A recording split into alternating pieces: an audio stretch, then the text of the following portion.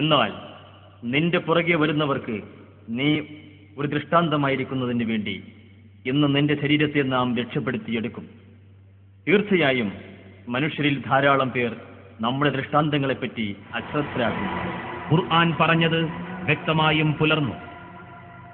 1881 ചെങ്കടലിൽ നിന്ന് കിട്ടിയ ഫിർഔന്റെ ഈ മൃതദേഹം ഈജിപ്ഷ്യൻ മ്യൂസിയത്തിന്റെ റോയൽ മമ്മി ഹാളിൽ ഒരു ഗ്ലാസ് പെട്ടിയിൽ സൂക്ഷിച്ചിരിക്കുന്നു. ഇതിന്റെ നീളം 202 സെന്റിമീറ്റർ ആണ്.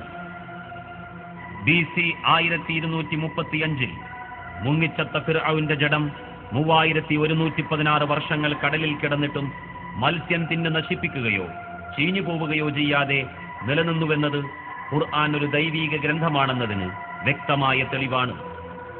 ഇതേ മ്യൂസിയത്തിലെ മറ്റു ഫറോവമാരുടെ ജഡങ്ങൾ കുടൽ ചോർത്തിക്കളഞ്ഞ് പ്രത്യേകം മരുന്ന് പുരട്ടി ശീല ചുറ്റി സൂക്ഷിക്കപ്പെട്ട മമ്മികളാണ്.